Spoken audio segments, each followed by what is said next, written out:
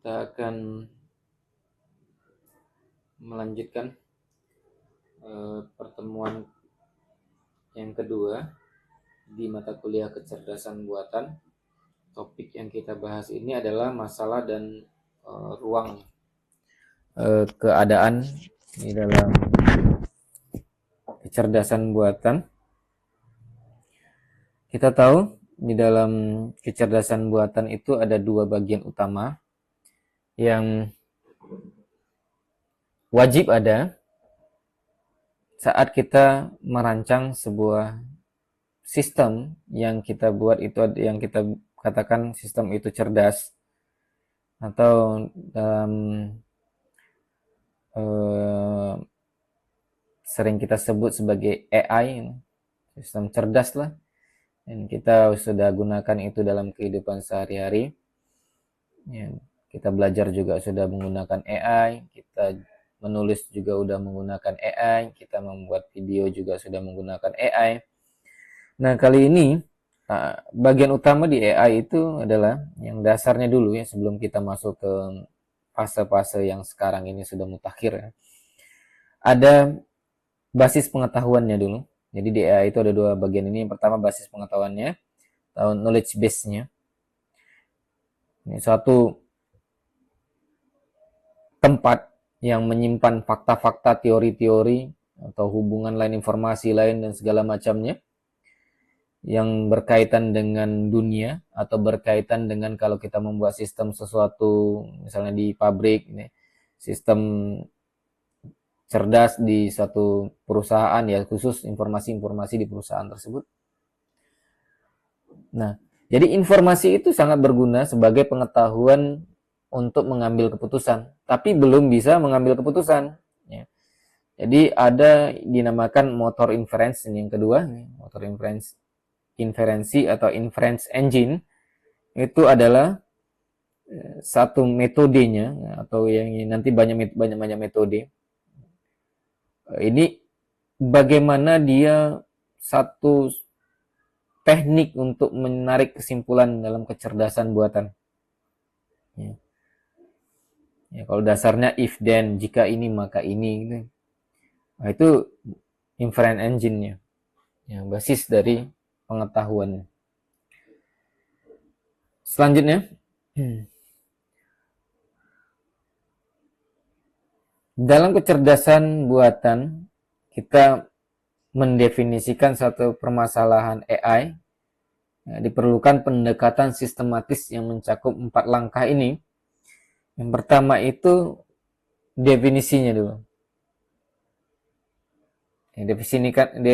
Definisikan dulu masalahnya. Mencakup spesifikasi yang tepat mengenai keadaan awal dan solusi yang diharapkan dari sistem. Ya, saat ini gimana gitu ya. Ya.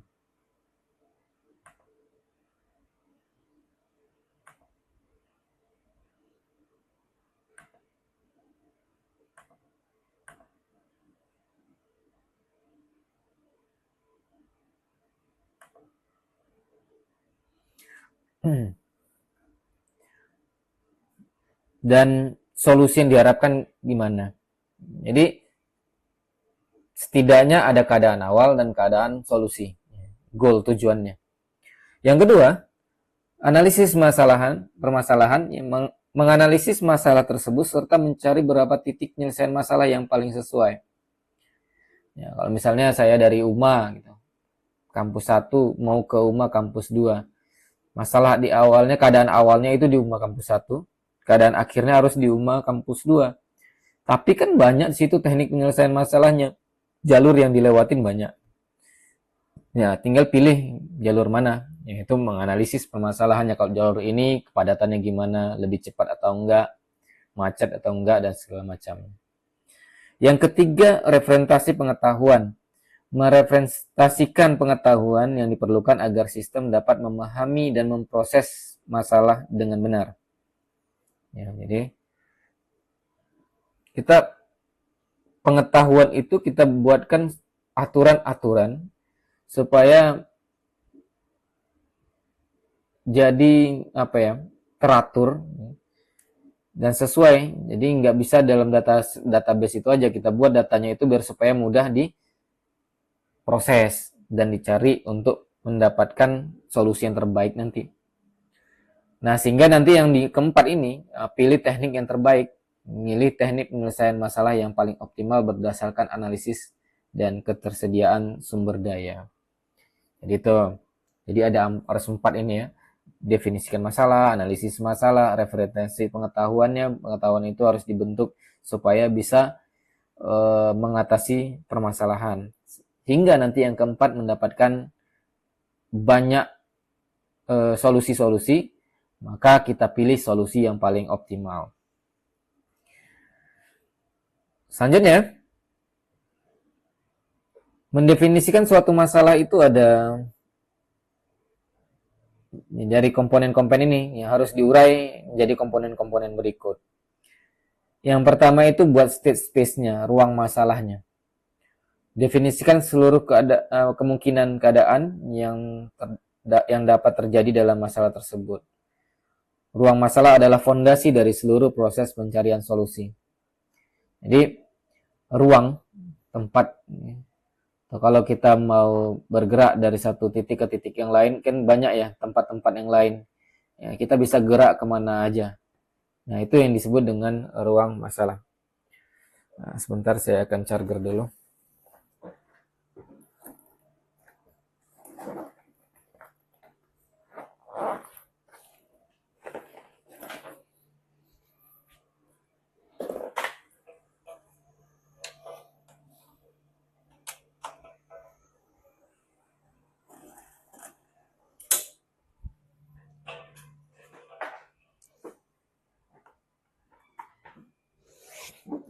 Oke. Selanjutnya, tentukan inisialisasi state keadaan awal. Ya, jadi ini kalau di catur gitu ya, kotak-kotak catur itu, ya, itu menjadi ruang permainan. Ya, di situ ruang masalah namanya. Jadi satu bidak catur itu mau kemana aja gitu, itu banyak tempatnya. Nah, tentukan inisialisasi state keadaan awal, kondisi sebelum diproses jadi mana. Gitu. Yang selanjutnya tentukan goal state-nya. Nah, kita tujuannya apa? Misalnya kalau catur untuk menskakmat raja, maka tentukan aturannya. Ya, kalau kuda jalannya gimana, kalau benteng gimana jalannya, dan seterusnya. Itu rule-rule-nya. Contoh ini permasalahan sebagai ruang keadaan pemain catur. Posisi awal, ya posisi awal setiap pemain catur selalu sama. Semua bidak diletakkan di atas papan dalam dua posisi, yaitu kubu putih dan kubu hitam. Ini adalah initial state. Nah, ini yang disebut dengan initial state, keadaan awal. Ini kalau kita cerita catur. Ya kalau misalnya kita cerita transportasi, ya keadaan kita mau berangkat dari mana? Ini yang disebut initial state. Ya, dan ini sangat penting. Di dalam AI itu ada ruang keadaan. Dari keadaan ini kita bergerak ke tujuan apa? Nah, dari awal ke tujuan itu harus ada aturan-aturannya, dan yang itu disebut dengan metode dalam mencari atau inference engine-nya. Nah, yang dua, aturan gerakan, ini yang legal, aturan sangat berguna, yakni rule-nya tadi, inference engine-nya. Jadi bergerak dari satu keadaan ke keadaan lain. Yang tiga, tujuannya, goal.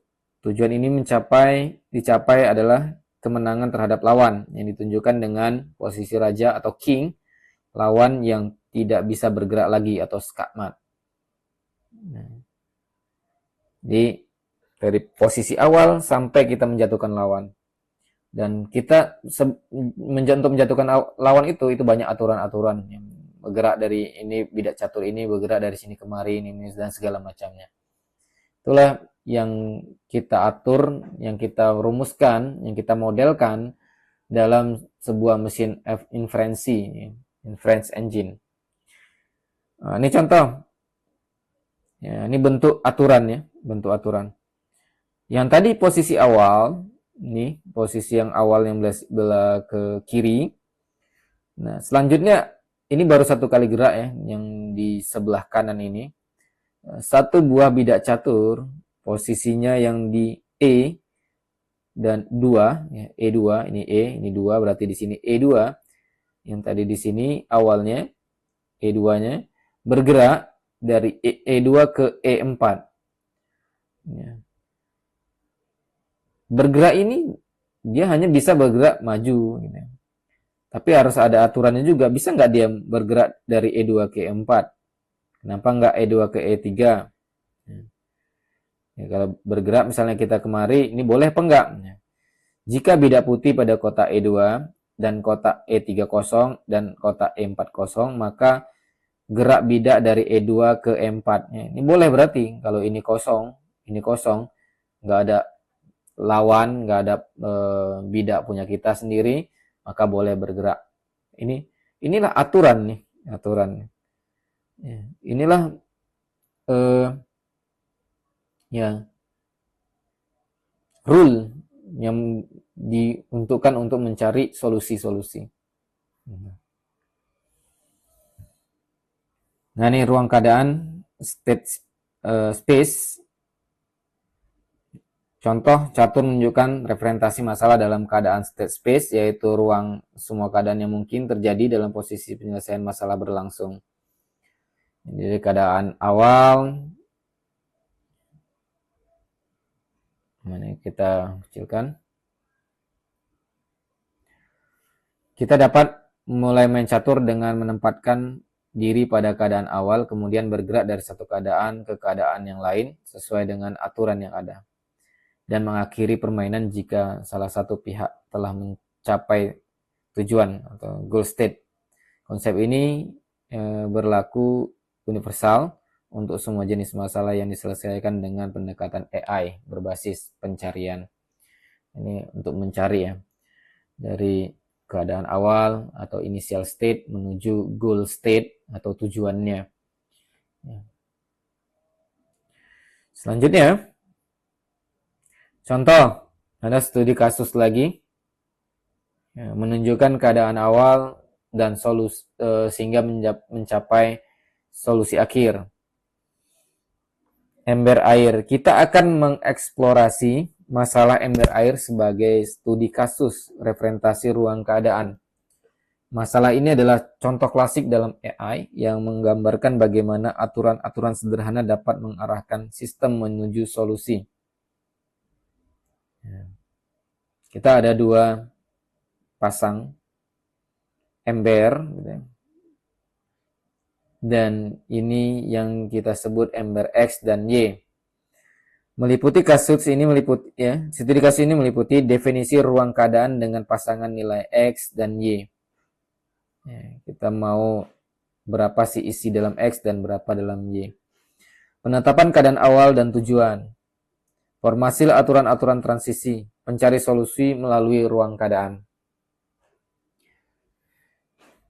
Ini permasalahan dalam ember.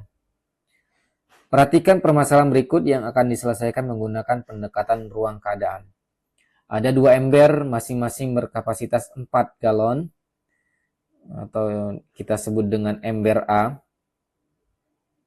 Ya. Ini di dalam kalau divariabelkan jadi variabel X ini di sini. Jadi ada ember A, isinya kapasitasnya 4 galon, variabelnya X. Rentang nilai dari 0 sampai 4. Ya, kita galon itu ember itu bisa kita isi maksimum 4 galon. Ya boleh juga kosong dari 0 sampai 4 ya. Boleh 1 liter, boleh 2 galon, 3 galon, 4 galon, 5 galon nggak bisa gitu. Tumpah. Ember B memiliki kapasitas 3 galon. Ini disebut dengan variabel Y dengan rentang nilai 0 sampai dengan 3. Target, apapun ceritanya, kita mau ember A ini tepat 2 galon. Ya, dengan representasi X-nya 2, Y-nya terserah mau berapa. dengan keadaan awal itu X dan Y-nya 0, 0. Ember A-nya 0, ember B-nya 0, belum diisi. Posisi akhirnya yang penting 2. Untuk ember A, ember B 3 galon. Nah, kalau kita langsung tuang air ke ember A, setengahnya kita isi, itu kan perkiraan kita ya, kita nggak punya alat ukur.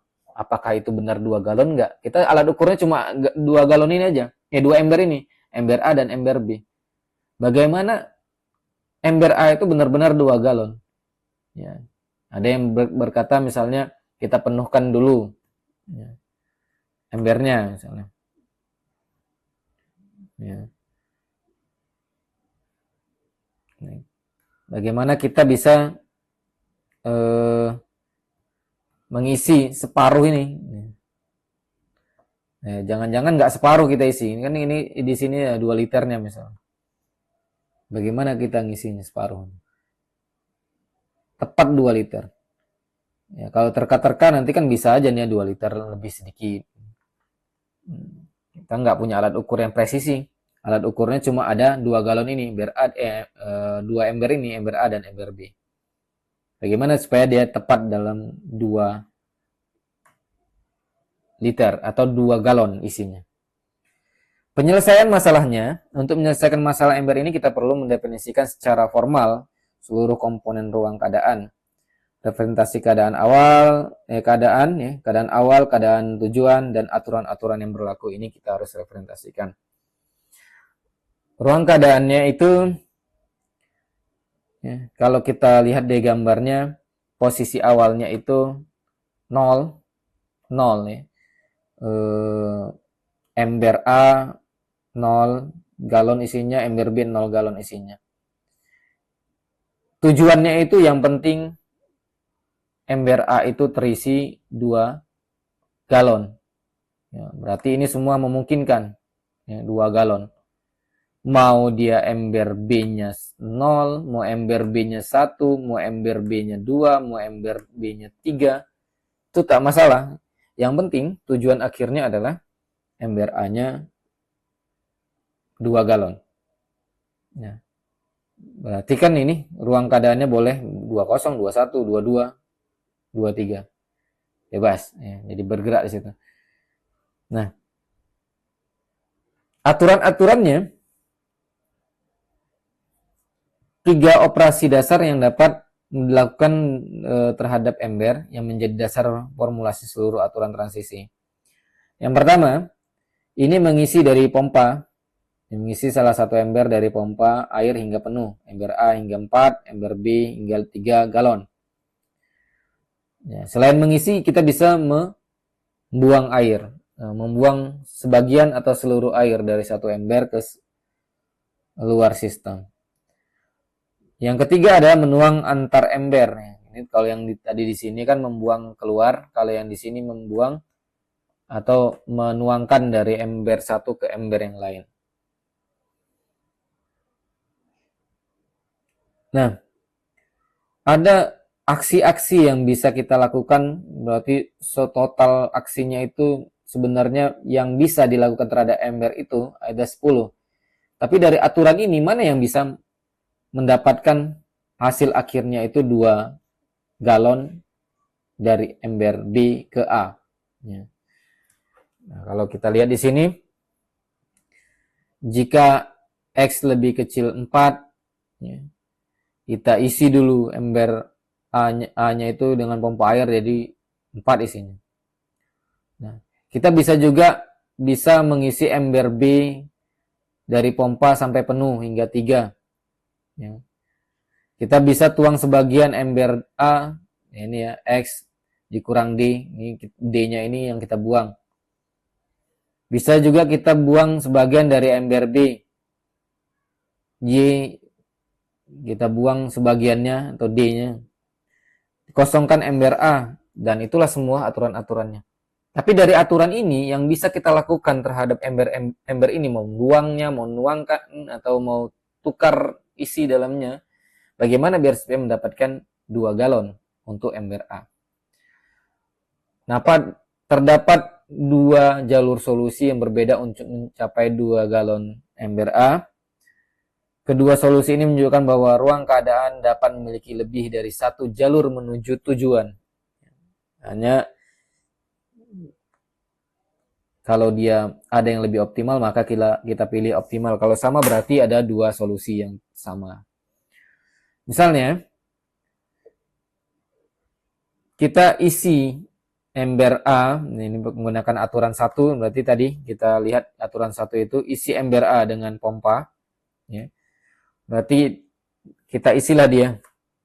Ya, isinya jadi 4. Ya, jadi selanjutnya menggunakan aturan 8. Ya.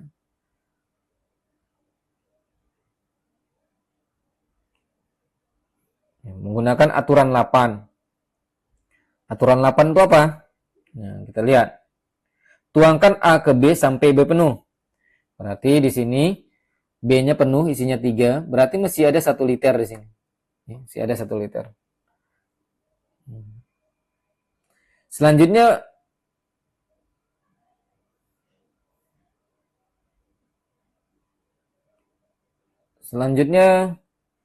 menggunakan aturan ke-6. Ini 6, kosongkan ember B. Ya, jadi sekarang jadi 0. Dan menggunakan aturan 10. Ini aturan 10. Tuang seluruh A ke B.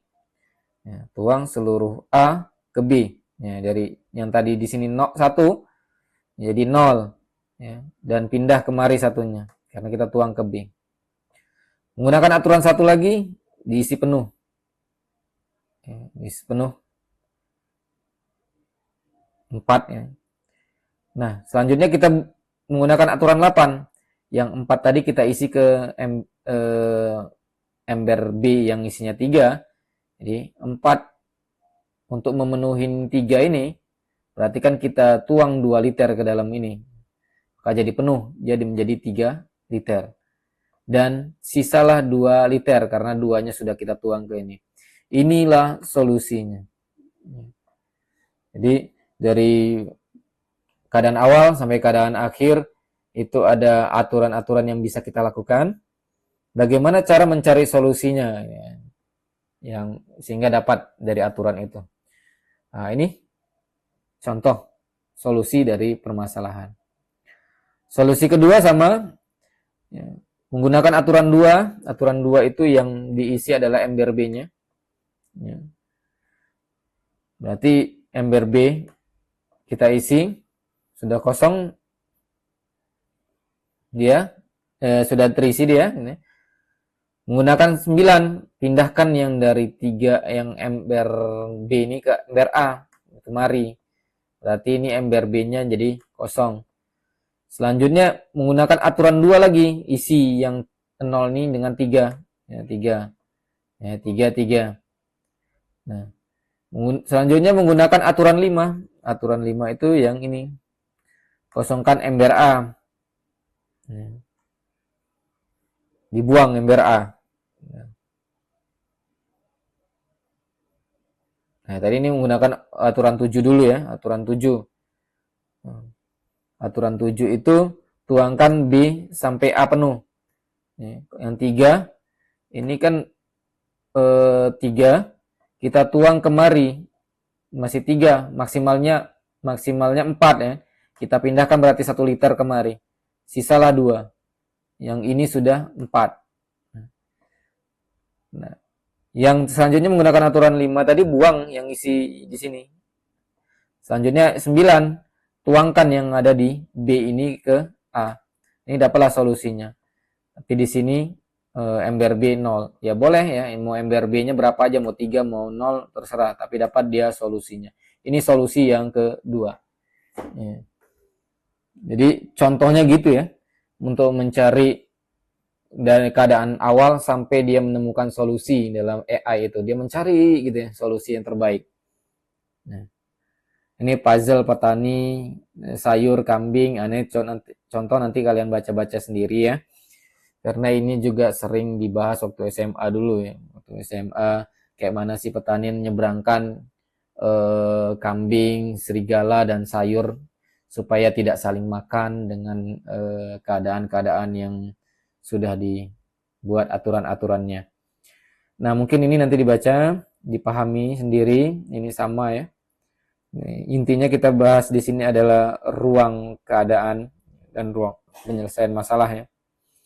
Jadi sebenarnya di dalam AI itu kita punya tahu tadi, kita simpulkan bahwa ada knowledge base-nya, basis pengetahuannya, dan inference engine-nya untuk mencari basis pengetahuan ini untuk mendapatkan solusi terbaik. Nah, tentunya ada keadaan yang terdapat di AI, yaitu initial state-nya, keadaan awalnya, dan keadaan akhir atau goal state-nya. Dari keadaan awal initial state ke goal state itu ada nanti proses di dalamnya untuk mencari beberapa kemungkinan yang kita sebut di situ adalah rule-nya, aturan-aturannya. Nah, itulah ruang masalah di dalam AI. Ya, mungkin mudah-mudahan ini bisa dipahami dan menjadi dasar kita untuk lanjut ke materi-materi berikutnya.